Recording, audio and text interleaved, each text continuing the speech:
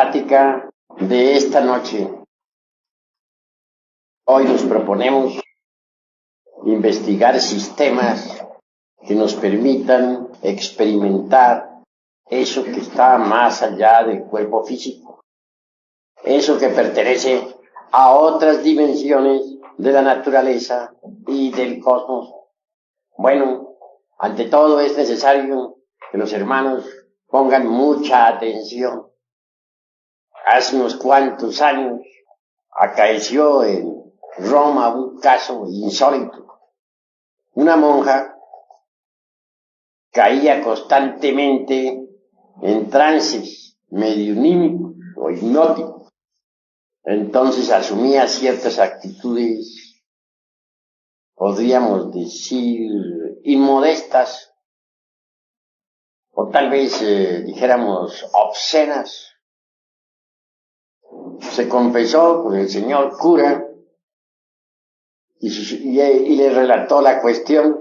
Lo que pasaba era que ella conservaba un retrato de un novio que había tenido. Le bastaba ver el retrato para caer en esos trances tan extraños, hipnotizada. Durante tales trances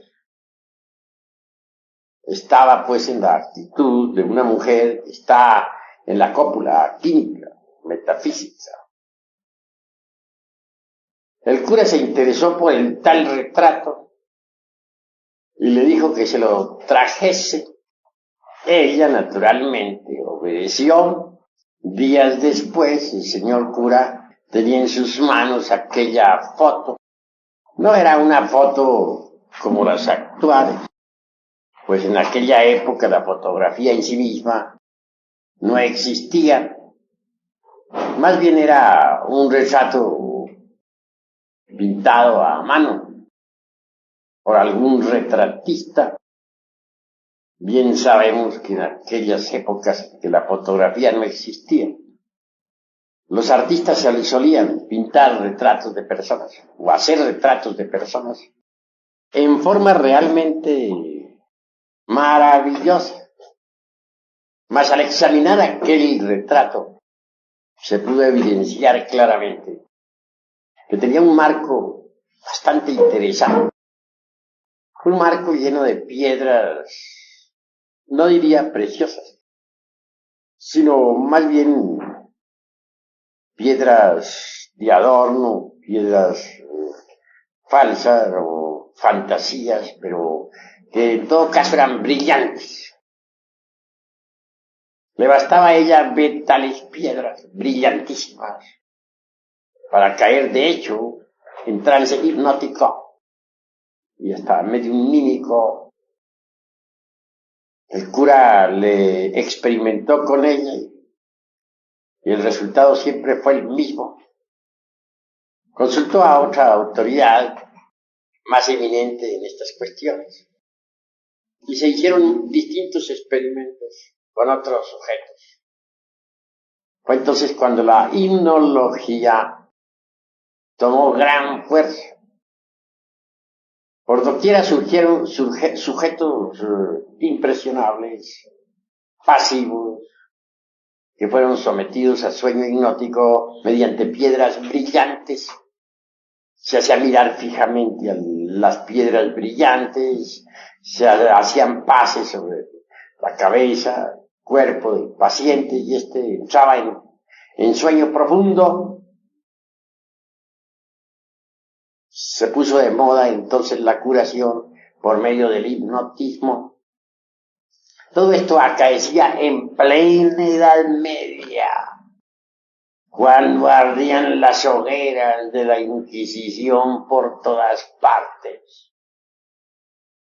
Así que la hipnología que hoy se estudia en la Facultad de Medicina, pues no es cosa nueva, ni la aplicación del hipnotismo a la cuestión médica tampoco es una novedad.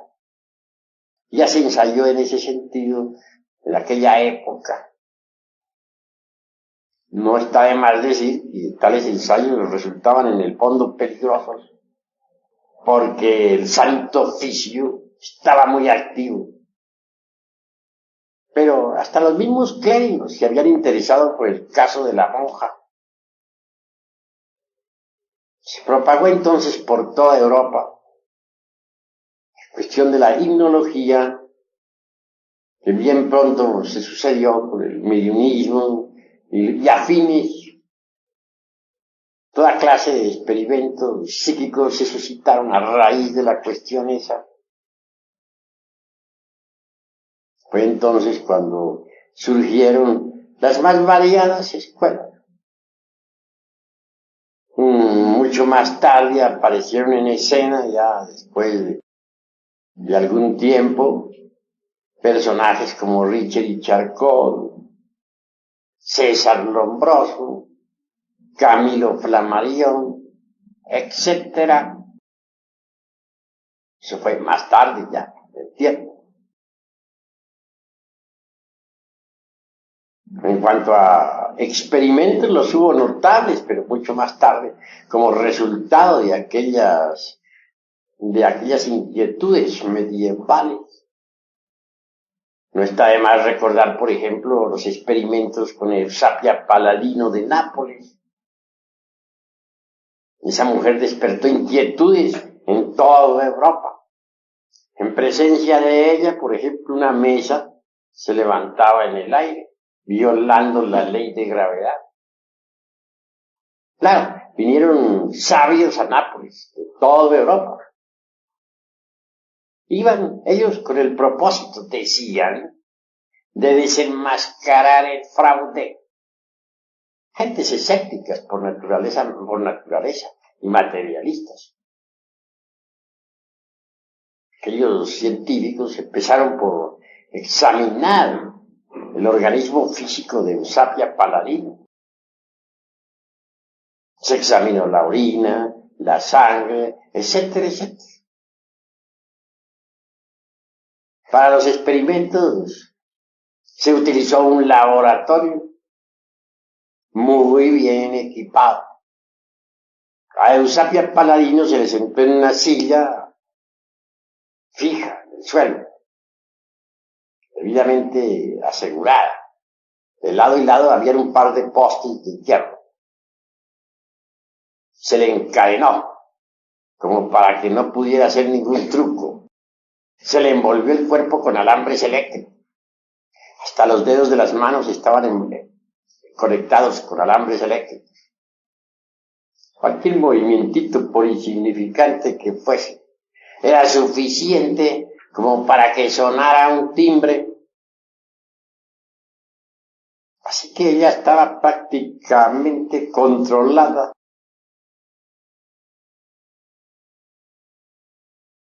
Sin embargo, pues de las correspondientes sesiones, después de caer ella en trance hipnótico, se sucedieron fenómenos extraordinarios. Ciertamente una mesa levitó en el aire, se tomaron fotografías, se pudo verificar que no había ningún truco. Los científicos se convencieron hasta la saciedad de tal hecho y no les quedó más remedio que rendirse ante la evidencia. Una bandolina que había en el suelo fue levantada por manos invisibles en presencia de todos, y de ella salieron melodías inefables. Un aparato de música que estaba metido dentro de una caja de acero, herméticamente cerrada y debidamente cargada con electricidad a alta tensión, resonó deliciosamente tocada por manos invisibles. La madre de Botassi, un gran científico, que había muerto hacía muchos años, hizo su aparición en pleno laboratorio. La fotografiaron. Avanzó hasta donde estaba su hijo y le abrazó, llamándolo con el apodo caritativo de familia, y diciéndole, hijo mío, etc. Todo eso fue formidable. Y no cabía truco ahí.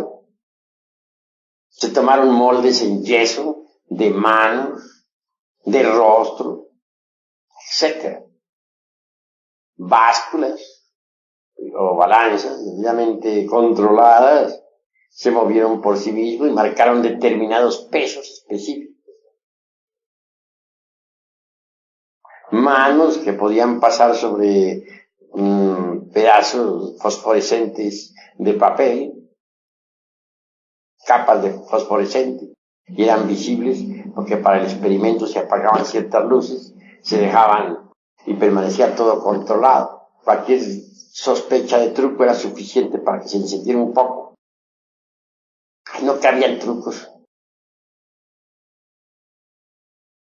Después de todo, los científicos esos regresaron a sus países de origen perfectamente convencidos. Su escepticismo quedó destrozado, reducido a polvareda cósmica. Fueron formidables tales experimentos.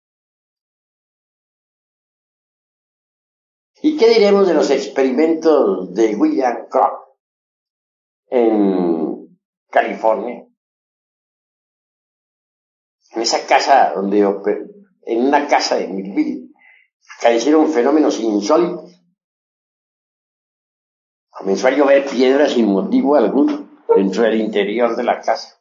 Lo curioso es que unas piedras salían por una ventana y entraban por otra. Movimientos extraños que no se correspondían en modo alguno a las leyes de la física. Mesas que se levantaban en el aire, sillas que iban y venían flotando en la atmósfera. Cosas extraordinarias. Fue entonces cuando a William Kroc, aquel que descubriera la materia radiante, aquel que la presentara en sus famosos tubos de cristal, le tocara también experimentar. Él notó que todos esos fenómenos se sucedían en presencia de dos señoritas de la casa, las dos señoritas Fox. Arregló entonces también un laboratorio. Invitó a todos los científicos del mundo a estudiar el fenómeno y comenzaron los experimentos. Estas señoritas eran metidas dentro de una cámara debidamente encadenadas para asegurarse de que no iban a hacer ningún truco. Y luego venían los fenómenos. Se materializó entonces Katie King, una mujer muerta hacía muchísimos años. Se hizo visible y tangible en pleno laboratorio y estuvo materializándose durante 3 años seguidos. Las señoritas Fox, en tanto caían en estado de trance. Se nos ha dicho que para esas materializaciones había que utilizar la fuerza vital de esas señoritas. Cierto fue que se condensaba aquella aparición ante todos los científicos. Se tomaron fotografías por cantidades. 3 años seguidos de materialización de Katie King. A los 3 años se despidió de todos los científicos. Dijo, ya he cumplido mi misión aquí en el mundo físico. Les he demostrado que los difuntos continuamos viviendo en los mundos superiores. A eso he venido y mi misión está cumplida. Se despidió de todos entre lágrimas y sollozos. Cámaras de fotografía fueron registrando los procesos de desmaterialización de aquella difunta.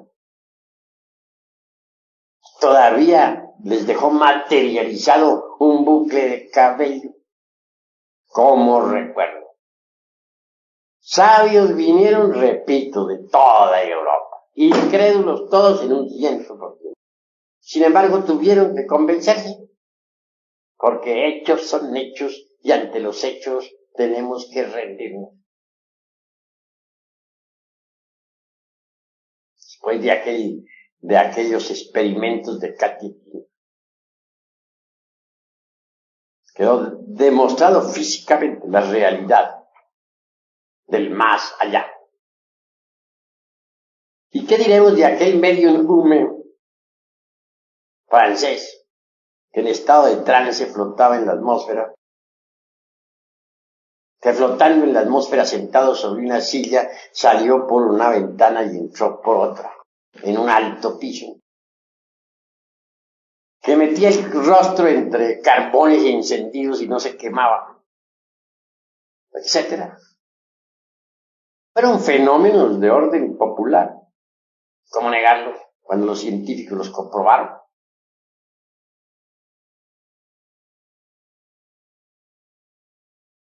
Sin embargo, es obvio que esas comprobaciones de tipo psíquico experimental tampoco llevaron a nadie a la iluminación. Nadie se transformó con eso. Lo único que se consiguió fue demostrar la realidad, pues, de las dimensiones superiores de la naturaleza y del cosmos. Pues nadie se transformó con eso. Toda esa serie de sucesos mediunímicos, todos esos experimentos de tipo psíquico, se hicieron populares y como secuencia o corolario aparecieron escuelas de tipo pseudo-esotérico, pseudo-ocultista, medio mediunímicas, medio espiritistas, medio esoteristas, de todo un poco, que se popularizaron.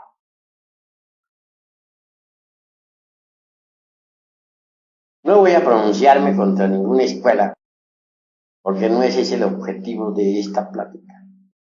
Únicamente quiero decirles que tales escuelas de tipo semi-esotérico y semi-espiritista abundaron como secuencia o corolario de tantísimas investigaciones de tipo psíquico. Mas esas escuelas tampoco poseyeron una auténtica tradición esotérica.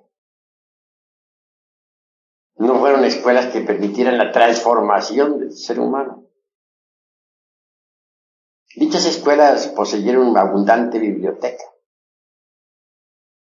y muchísimos eruditos, pero no condujeron a nadie a la transformación, a la autorrealización íntima del ser. Parecía un tipo de gentes muy curiosas, teorizadoras en un 100%. Las hemos denominado personalidades kalkianas. Así las hemos llamado debido a que son gentes de esta época del Kali Yuga.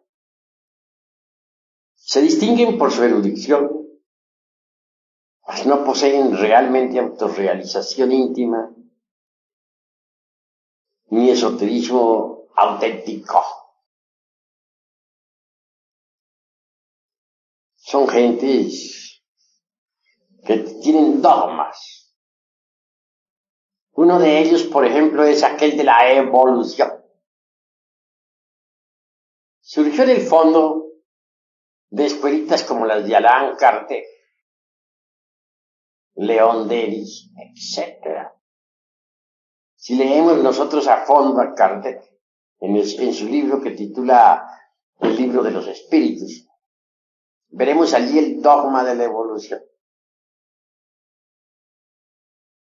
Parece que también influyó muchísimo Darwin con su teoría de la evolución y transformación de las especies, que influyó en forma muy decidida sobre todas esas escuelas kalkianas. Al fin y al cabo apareció una jerga muy curiosa de eruditos sin autorrealización, sin conocimiento ninguno de la sabiduría de la serpiente, sin capacidades para investigar fuera del cuerpo físico, en forma positiva y consciente, sin experiencia práctica sobre alquimia,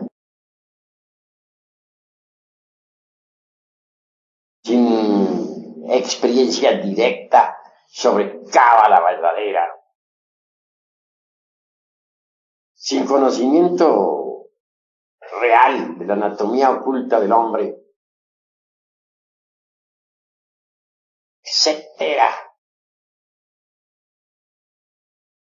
Esa curiosa jerga pareció echar raíces por todas partes y se multiplicó en forma evidente por todo el mundo.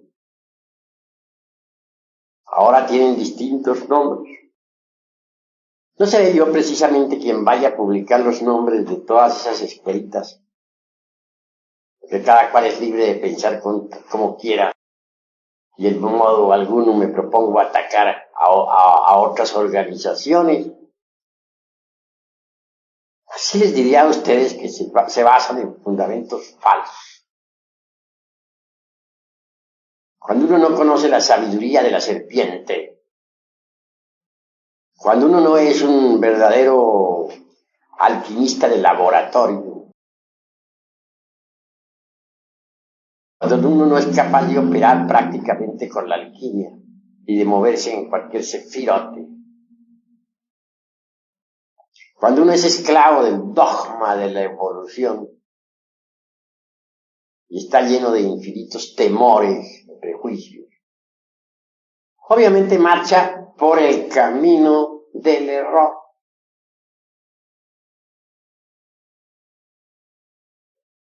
El dogma de la evolución, por ejemplo, es completamente falso. No tiene basamentos sólidos sobre los cuales poder sostenerse. Dice que uno va evolucionando en cada reencarnación, poco a poco, hasta que llegue el momento en que se libera después de millones de existencias. Cuando alguien ha tomado en serio tal teoría, no se preocupa realmente por trabajar sobre sí mismo, porque se dice a sí mismo, pues algún día llegaré. Si no llego ahora, llegaré dentro de 1 millón de vidas. En esas condiciones, pierde el tiempo y al fin lo sorprende el hecho de que se agota su ciclo de existencias y no le queda más remedio que ingresar en la involución sumergida de los mundos infiernos. Ha perdido su tiempo. Tales escuelas, entre otras, le infundieron a las gentes temor sobre el Kundalini. Eso es peligroso, que eso sí se desvía el Kundalini por otro lado, se despiertan las más terribles pasiones, que se vuelve loco. Entonces, ¿para qué le hablan a la gente del Kundalini? Pues mejor sería que no lo citaran. A luego de decir que es peligroso, pues mejor no le digan nada. Primero le hablan bellezas sobre la Kundalini, que abre todos los chakras, que desarrolla todos los poderes, que lo conduce a uno a la iluminación, etc. Y después le salen con que es peligroso, que mejor no se metan. Mejor, en esas condiciones se va al fracaso, pues claro. Primero le dicen una cosa y luego le dicen otra, le dicen que no despierte el Kundalini porque es peligroso. Entonces, ¿para qué se lo mencionan si es peligroso?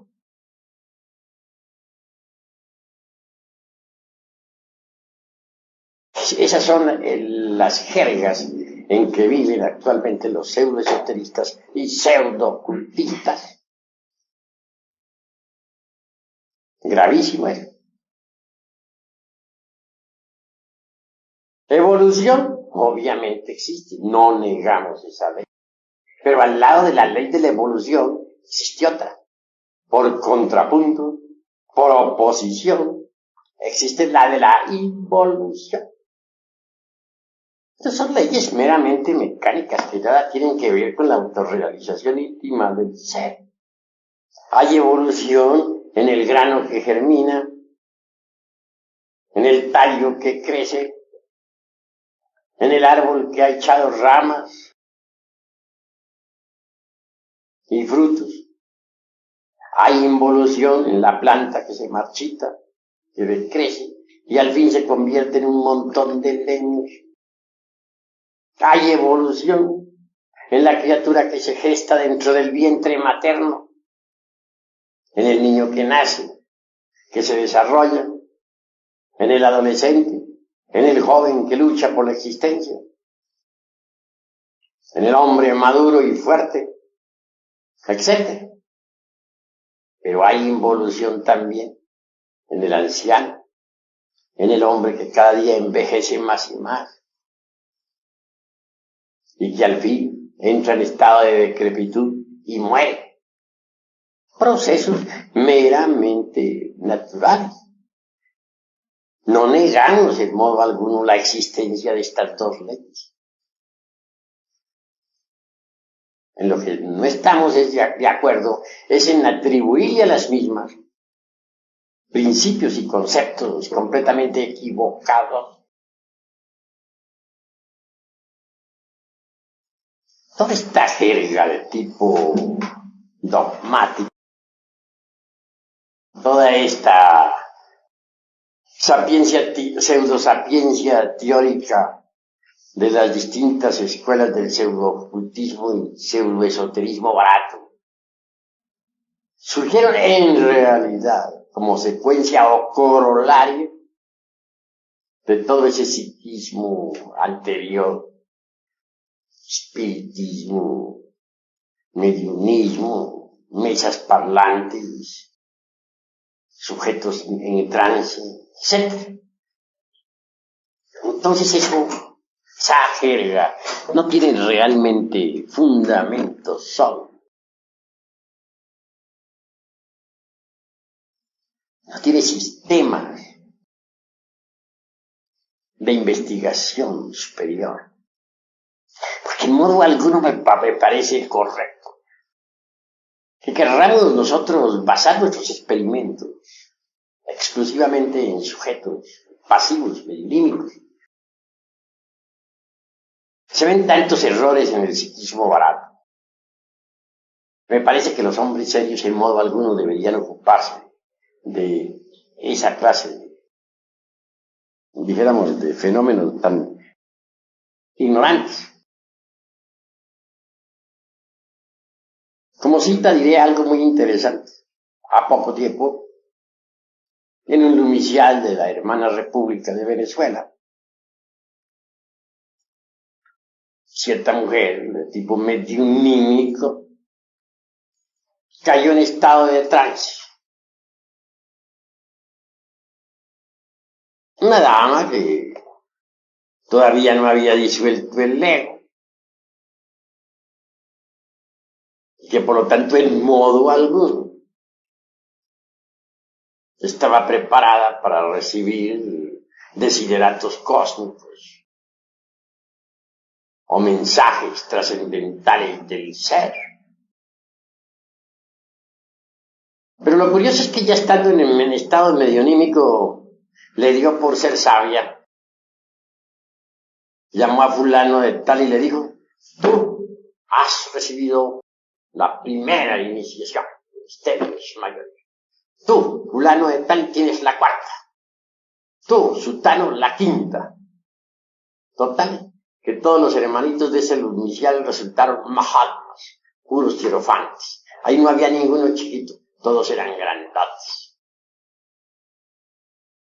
Hermanitos recién llegados ya eran hierofantes. Afortunadamente ese lumicial se cerró. Gracias a Dios, porque habían caído en un estado de locura insoportable.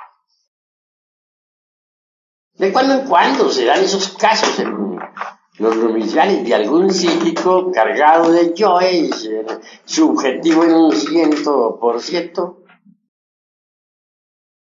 que cae en trance y ya se nos vuelve sabio. Todo esto nos está indicando, mis estimables hermanos, que no es el psiquismo barato, ni el mediunismo, ni los estados incoherentes e imprecisos de una mente desordenada, lo que pueda llevarnos a nosotros realmente a la iluminación. Obviamente no. Existe también la yoga. No quiero pronunciarme contra la yoga, pero sí señalaré algunos peligros. Los hatha yogis, por ejemplo, creen que únicamente a base de puras posturas yógicas es posible la autorrealización íntima del ser. Ese concepto está equivocado.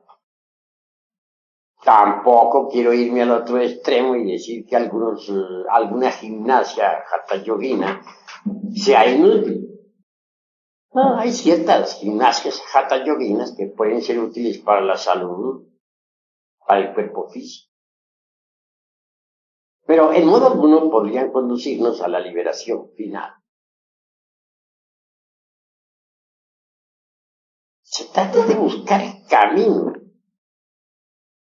Sucede que la humanidad vive metida en un laberinto sin salidero por ninguna parte.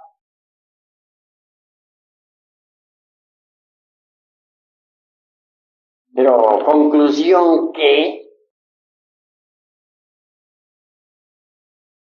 ahora vayamos hacia los Himalayas. En el Tíbet hay multitud de anacoretas que se encierran en cavernas de por vida. Sus gurujis les han enseñado diversas técnicas de la meditación. Algunos se han convertido en atletas, otros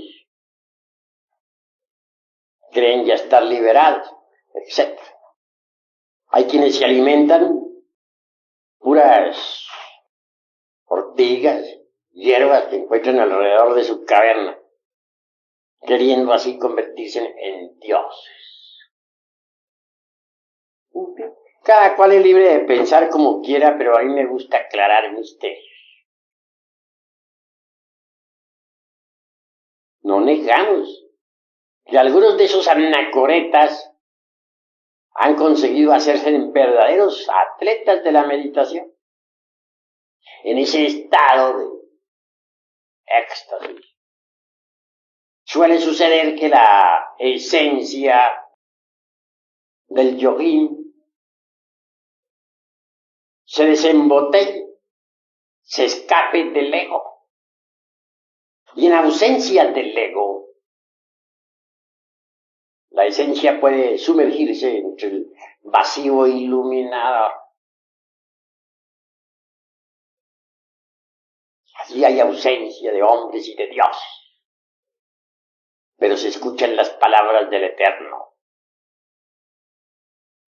Sumergidos tales santos en meditación profunda, experimentan eso que no es del tiempo. Eso es la verdad. Pero más pasado el éxtasis, el chamadhi, retornan otra vez como el genio de Aladino a la botella.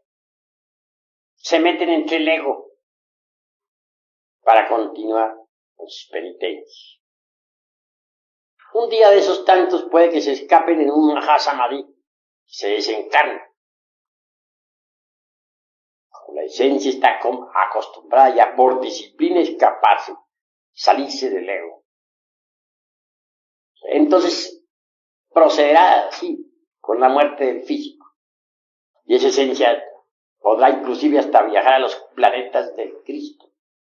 Planetas que giran alrededor de nuestro sistema solar como giran los planetas físicos. Así gozarán de un samadhi delicioso. Sucede que en los planetas del Cristo existe otra naturaleza muy distinta a la nuestra. Así como la naturaleza nuestra, la del mundo físico, está sometida a los procesos de nacimiento, crecimiento, desarrollo y muerte. La naturaleza de los planetas del Cristo que giran alrededor del Sol es diferente. Esa naturaleza es inmutable, eterna. No está sometida a cambios ni a muerte. Por lo tanto, quienes viven en los planetas del Cristo son felices, gozan en su interior, pues, de los esplendores del Cristo íntimo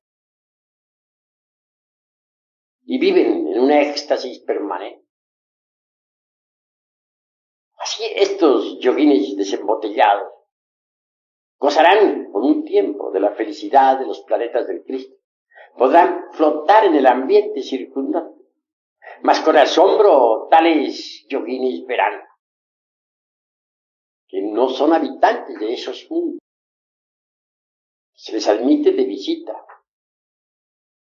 pero que realmente no tienen derecho a existir allí. Tan tremendas realidades les lleva a comprender que aún están incompletos, que no están liberados como lo suponían antes de morir. Y con dolor regresan nuevamente, como el genio de la lámpara de Aladino a la botella, es decir, al ego. Así, hoy muchos que en el Oriente, en el Tíbet, se consideraban santos e iluminados, que desencarnaron en Mahasamadhi, y que el pueblo veneró como a dioses, viven ahora en el mundo occidental convertidos en personas vulgares, comunes y corrientes. De manera, pues, que si uno no aniquila el ego, no logra la liberación final. Esa es la cruda realidad de los hechos. Aunque practique muchos ejercicios yógicos, aunque se encierre en cavernas aislado del mundo, alimentándose con hierbas por ahí silvestres, etc. Si no destruye el ego, no se libera.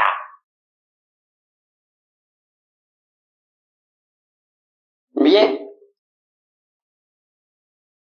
se ha hablado mucho en las escuelas de tipo pseudo-esotérico y pseudo-ocultista sobre la constitución septenaria del hombre.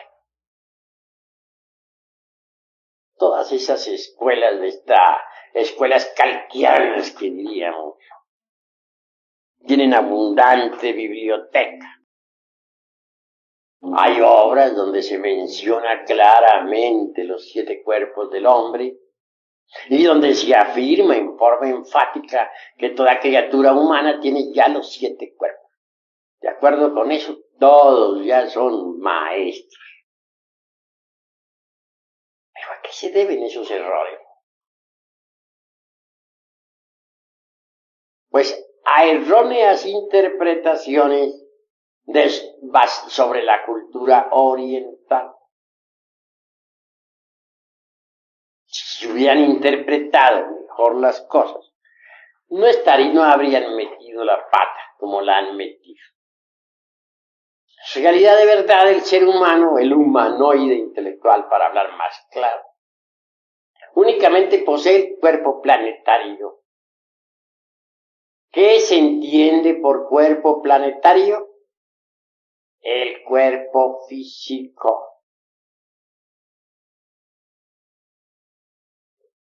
También tiene ese vehículo su asiento vital orgánico. Ese asiento vital es lo que llamarían los hindustanes el lingam sharira, es decir, el cuerpo vital. Pero cuerpo vital y cuerpo físico son lo mismo. Son un solo cuerpo. Porque llamado cuerpo vital o doble etérico, para usar esta vez los términos de las gentes de esta edad calquiana, no es más que la parte superior del cuerpo físico. Esto es, el cuerpo físico es tetradimensional. Tiene 4 dimensiones. Cuarta, vertical, está formada por el cuerpo vital, o lingam sharira. Pero dejando a un lado esta cuestión del cuerpo planetario con su asiento vital orgánico, ¿qué es lo que tiene el humanoide? Lo único que en realidad tiene adentro es un montón de diablos. Será un poco duro decir esto, pero es la verdad. aquellos que hayan destruido el ego, que por lo tanto gocen de la verdadera conciencia despierta, podrán verificar por sí mismos lo que estoy en estos instantes afirmando. Hay algo digno, sí, en el humanoide. No lo negamos, la esencia. O el Buddhata, como dicen los orientales, hablando a la luz del Zen o del Chan. Esa esencia está desgraciadamente enfrascada entre los diversos elementos inhumanos que en nuestro interior cargamos. De manera que esos elementos inhumanos son en realidad de verdad un montón de diablos, los demonios rojos de Set, como se dijera en el Alto y Bajo Egipto. Y hablando en el lenguaje tibetano diríamos, esos elementos inhumanos son los agregados, vivas personificaciones inhumanas de nuestros defectos de tipo psicológico. Eso es, pues, lo que tiene el ser humano, el humanoide. Pero ¿en qué quedamos sobre los cuerpos astral de que nos hablaban en las escuelas de tipo pseudo-esotérico y pseudo-ocultista? ¿Qué quedamos sobre el famoso manas inferior y manas superior, es decir, sobre el cuerpo mental y sobre el cuerpo de la voluntad consciente o causal? No, esos cuerpos no los tiene el humanoide. Pero entonces, ¿por qué esas escuelas afirman que sí los tienen? Pues por una pésima interpretación de las enseñanzas orientales. Mal interpretadas, fueron difundidas en el mundo occidental y condujeron a la gente al error. Los cuerpos astral, mental y causal hay que fabricarlos. Eso es obvio. ¿Cómo se fabrican esos cuerpos?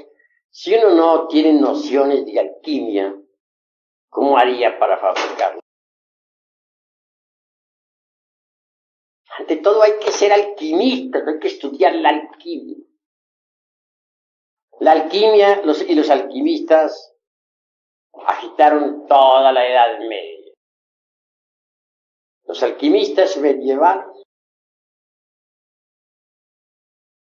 pudieron salvarse gracias a que decían que estaban buscando la fórmula para hacer oro, que su anhelo era ayudar al rey, al gobierno, en cada nación. Así de esa forma y de ese modo, escaparon de la hoguera. Se les llamaba también los sopladores. En casa de los alquimistas nunca faltaba todo un laboratorio. Ahí se veían unos enormes fuelles de esos antiguos que para estar soplando el fuego. Se veían crisoles, se veían enormes ollas, chimeneas, etcétera, etcétera, etcétera, todos los utensilios propios del laboratorio. Cuando alguien visitaba la casa, sabía que se encontraba en presencia de un alquimista. Algunos hasta podían fabricar jabones también como para disimular la cosa. Pero por lo común,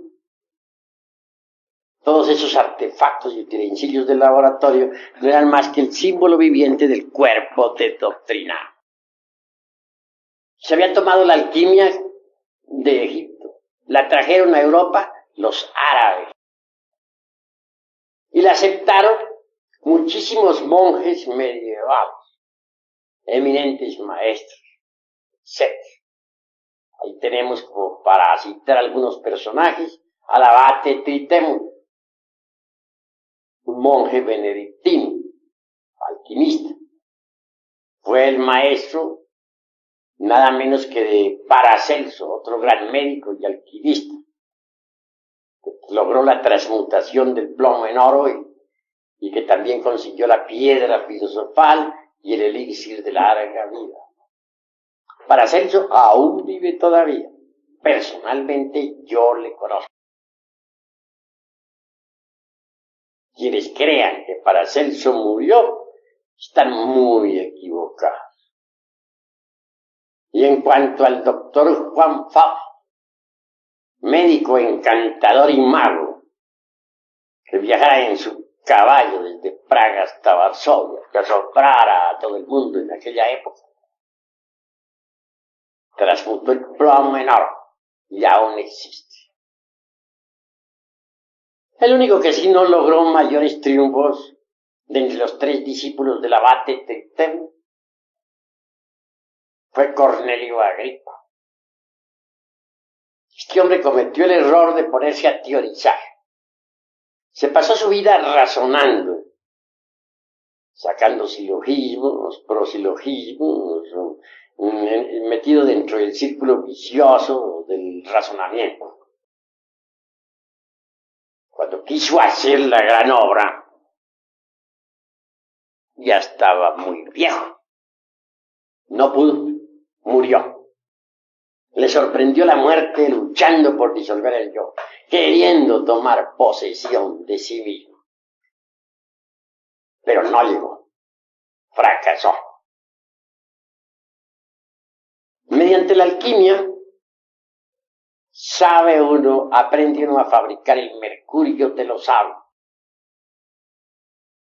con el que puede fabricar los cuerpos existenciales superiores del ser, indubitablemente transformando el exioghehari, es decir, el esperma sagrado. Se elabora el mercurio de los sabios.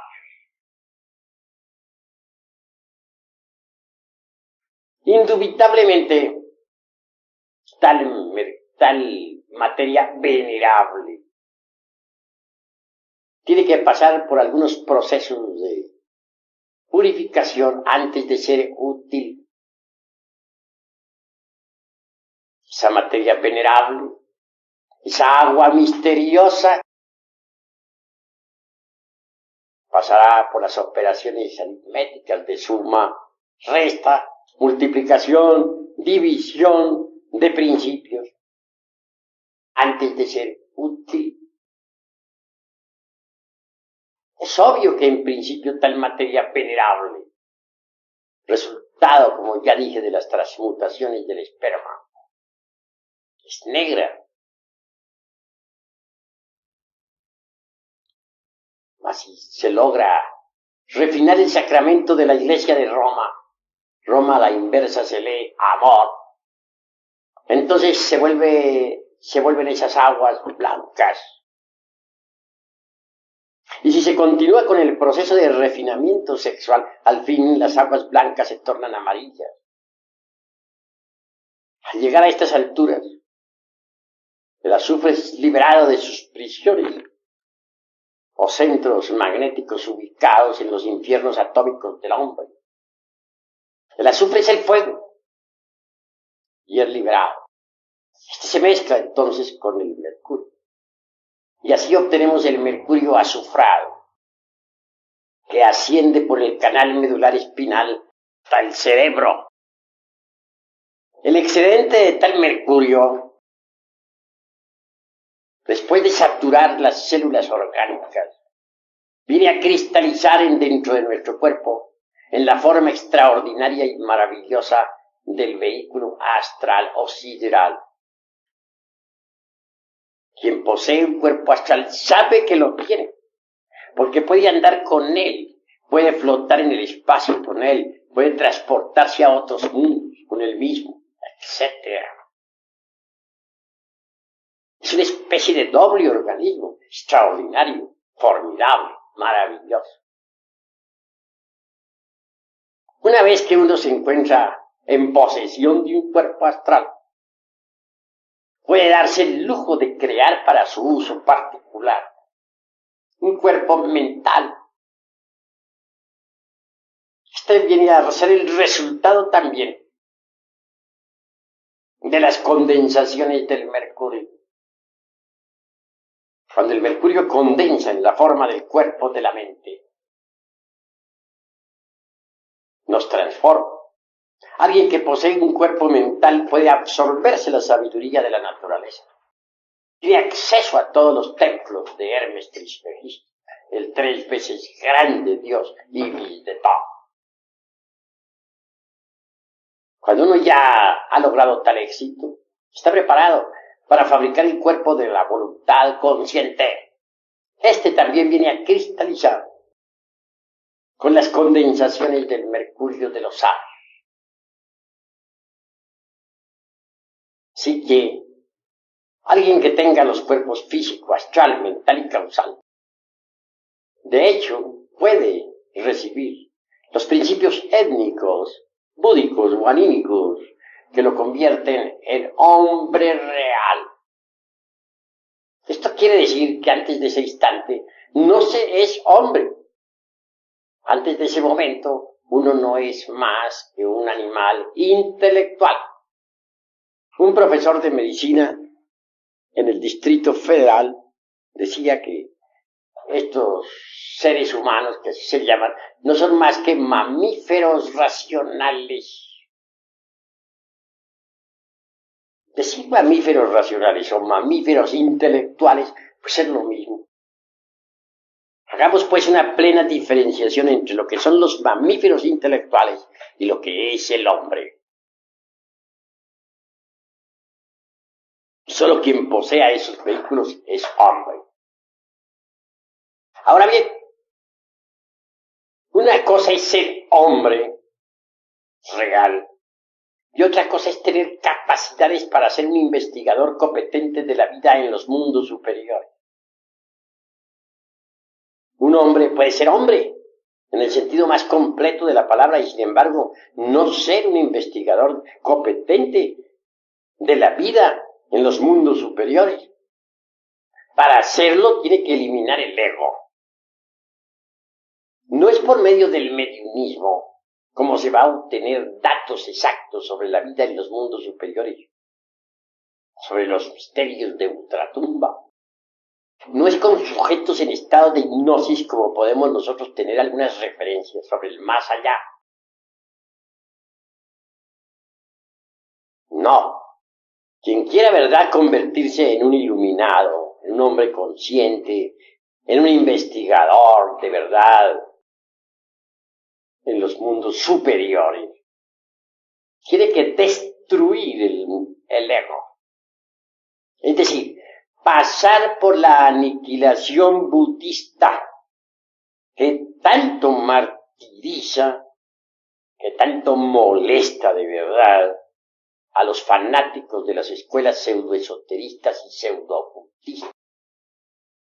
Mas si uno no pasa por la gran aniquilación, si uno no logra dejar de existir aquí en los mundos internos como ego, jamás tendrá tampoco la lucidez verdadera, la objetividad exacta, como para poder en verdad ser un investigador serio e idóneo de la vida en los mundos superiores.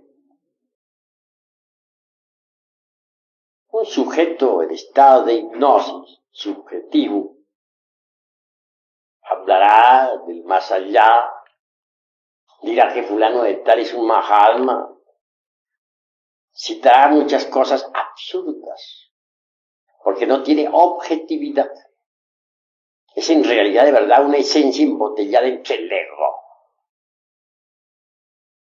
Para ser investigador idóneo, se necesita que el ego sea aniquilado. Si el ego pasa se reduce a polvareda cósmica, la conciencia, el ser, queda completamente libre.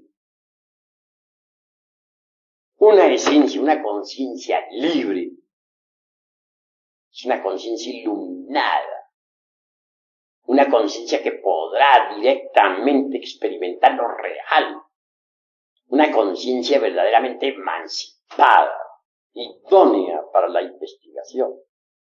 Solo una conciencia así podrá informarnos sobre las vidas anteriores, sobre los mundos inefables, sobre el karma, la ley, sobre las leyes de evolución, involución, sobre los mundos infiernos, etcétera.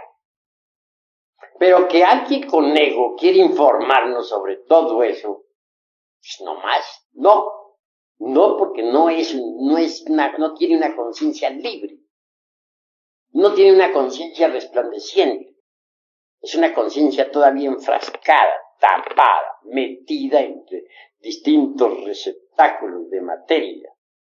Obviamente no posee la idoneidad indispensable para la investigación. Así, mis queridos amigos, nosotros nos proponemos en esta institución darles a ustedes las enseñanzas exactas que les permita pasar por la gran aniquilación para que se conviertan en verdaderos investigadores competentes de la vida en los mundos superiores. ¿Quiénes son los que le han dicho a la humanidad que todos poseen los 7 cuerpos y trazan esquemas sobre eso? Individuos que no han destruido el ego. Entonces, ¿con qué derecho lo hacen? ¿Por qué lo hacen? De esa forma conducen a otros al error. Pero abundan desgraciadamente los pseudosapientes, las personalidades kafkianas, por todas partes. Y esto es dijéramos, una especie de veneno que se propaga en todas las direcciones del mundo. Conocer también a fondo la sabiduría de la serpiente. ¿Cómo podría alguien convertirse en maestro de una escuela si no conoce la sabiduría de la serpiente? Si uno no conoce la sabiduría de la serpiente, vive en tinieblas y no logra la liberación. Ejemplo. Sostienen falsamente las escuelas de tipo pseudoesotérico y pseudobudista en todas sus jergas inútiles. Que cuando el Kundalini puede despertar en cualquier momento, que a través de la meditación o con las prácticas del pranayama o por imposición de manos del gurú, etc. Pues cosa falsa, pero falsísima. El Kundalini no despierta de esa manera. ¿Quiénes hablan así? Los que no han estudiado los tantras tibetanos. Los que no han investigado jamás los tesoros de Anahuac. Es bueno saber que en los códices que nos han quedado, aquellos que lograron salvarse pues, del vandalismo ese, de los gachupines, entre líneas está escondida la sabiduría de la serpiente. Tengas en cuenta que la gran Tenochtitlán fue serpentina. Así pues nosotros los mexicanos tenemos una tradición serpentina. Esa es la cruda realidad de los hechos. Hay quienes dicen que en la India hay tesoros extraordinarios, no lo negamos, pero en la India secreta. Sin embargo, aquí en México se habla más claro. En Yucatán, por ejemplo, encontré en un templo una gran serpiente de piedra, en la actitud de tragarse a un hombre que lo tenía pues entre sus fauces. Si leen ustedes cuidadosamente el Chalambalán de Chumayel, podrán evidenciar por sí mismos la cruda realidad que necesitamos ser tragados por la serpiente. Así pues, no bastaría despertar el Kundalini. Hay necesidad de ser tragados por la serpiente. si es que queremos gozar de los poderes de la serpiente. Y no es con simple imposición de manos o con pranayama como va a despertar la culebra. No, señores. Despierta con los principios tántricos del Tíbet, con las enseñanzas secretas de Anahuac, con el esoterismo crístico de la Pistisofía, con el gran secreto de los misterios de Eleusis, con el artificio de los alquimistas medievales. La clave es muy sencilla: conexión del Lingam Yoni, sin eyaculación jamás, de Lens Semen, durante toda la vida. Es obvio que si no se llega jamás al orgasmo ese fisiológico, señalado por la medicina, o al espasmo, y así se dice en el varón, en otro sentido, si se evita derramar el vaso de Hermes Trismegisto, ese esperma sagrado, esas secreciones sexuales, se transmutan en energía. Y esa energía es el mercurio de los sabios. En los patios empedrados de los antiguos habitantes de la gran Tenochtitlan, hombres y mujeres permanecían durante meses enteros amándose y trabajando en la forja de los cíclopes para despertar la serpiente ígnea de nuestros mágicos poderes. Pero, repito, no bastaría levantar la serpiente ígnea por el canal medular espinal, como piensan muchos yoguines. Quien quiera gozar de los poderes de la culebra, de la serpiente, tendrá que ser tragado por la serpiente. Pero la serpiente no come inmundicia, no traga nada inmundo. Cuando la serpiente se traga a un hombre, es porque éste ya ha eliminado hasta la última partícula del ego. Fácil Berenjá, Samael Aún Beó.